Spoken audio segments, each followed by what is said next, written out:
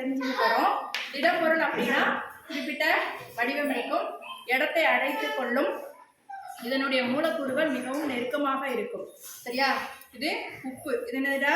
உப்பு. உப்பு வந்து இதில் போட்டு வைக்கிறோம் நம்ம.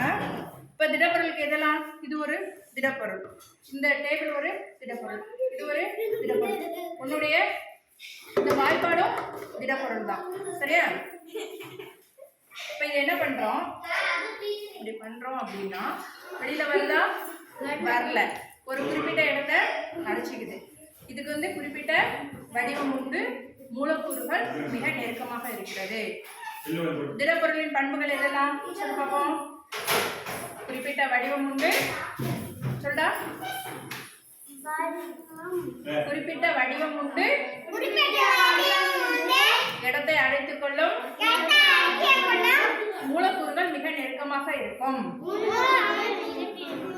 இப்படி புஷ் பண்ண போதா பாரு. போதா? போகல. இல்ல வரல.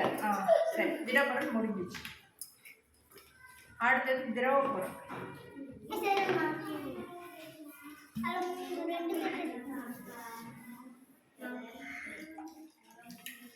அபிராமி இந்த பக்கம் வந்துரு.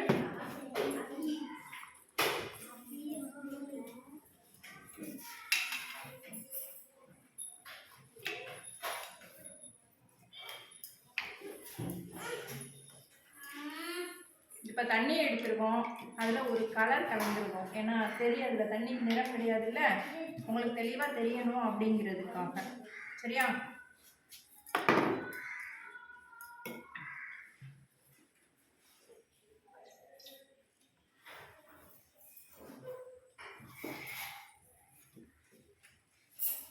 இது என்னது? திரவ பொருள், தண்ணீர். இதுக்கு என்ன இருக்கு? நிறம் கிடையாது, ஆனால் நம்ம கலர் தெரியறதுக்காக போட்டிருக்கோம். இதனுடைய இப்படி பண்ணோன்னு வையேன், அப்படியே வெளில போகுதா? இதில் வந்து எந்த பொருளை சேருதோ அந்த பொருளோட வடிவம் கிடைக்கும். குடத்துல இருந்தால் குடத்துடைய வடிவம், வாளியில் இருந்துச்சுன்னா வாளியோட வடிவம், அப்படி எந்த பொருளில் இருக்கோ அதனுடைய வடிவம் தான் இதுக்கு கிடைக்கும். இதனுடைய வடிவம் மாறுபடும். வடிவம் மாறுபடும். குளத்துல இருந்தால் குளத்துல இருக்க மாதிரி இருக்கும், கிணறுல இருந்தால் அங்கே மாதிரி அந்த தண்ணி இருக்கும். ஆனால் இங்கே வா, இதை ப்ரெஷ் பண்ணு, இதை ப்ரெஷ் பண்ணு, கீழே போட.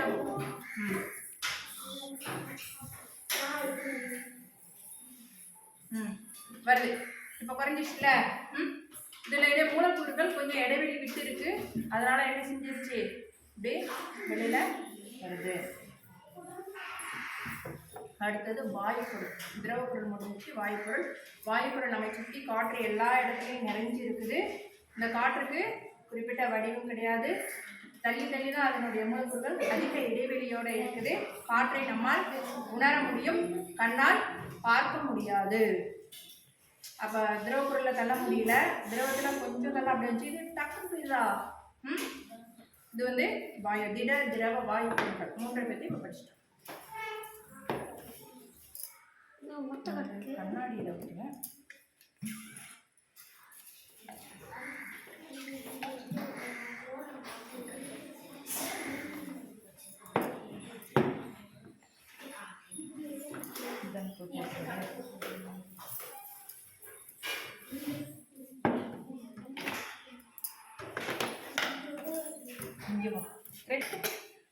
இப்போ மெழுகுவர்த்தி எரிஞ்சிட்டு இருக்காடா. இதுக்கு வந்து ஆக்சிஜன் கிடைக்குது, அதனால என்ன செஞ்சிட்ருக்கு? எரிஞ்சிட்ருக்கு. ஆக்சிஜன் இருந்தால் மட்டும்தான் பொருட்கள் எரியும். இப்போ இந்த கண்ணாடி டம்ளர் வச்சு நம்ம மூடிட்டோம் அப்படின்னா கொஞ்ச நேரம் எரியும். அந்த டம்ளருக்குள்ள ஆக்சிஜன் இருக்குல்ல, அது வரைக்கும் எரியும். அந்த ஆக்சிஜன் காலி ஆயிடுச்சுன்னா அது அணைஞ்சு போகும். இப்போ என்ன செய்யும்? அந்த வெப்பம் இருக்கு இல்லையா, அந்த எரிஞ்சப்போ ஹீட் இருக்கும்ல, சூடு இருக்கும்ல இந்த இதில் டம்ளருக்குள்ள, அந்த இடம் வந்து இப்போ ஆக்சிஜன் இல்லாத இடம் வெற்றிடமாகும். அப்போ என்ன செய்யும் கேட்டிங்கன்னா, கீழே இருக்க தண்ணி இந்த டம்ளரில் இந்த கொஞ்சம் தூரம் மேலே வந்துட்டு தெரியுதா? அந்த வெற்றிடத்தை நிரப்புது. ஆக்சிஜன் இருக்கிற வரைக்கும் எரிஞ்சு கார்பன் டை ஆக்சைடு இருக்கிறதுனால மெழுகுவர்த்தி அணைஞ்சிருச்சு. புரியுதா? என்ன புரிஞ்சுது? ஆக்சிஜன் இருந்தால் மெழுகுவர்த்தி எரிஞ்சது, கார்பன் டை ஆக்சைடு இருக்கும்போது மெழுகுவர்த்தி எரியலை.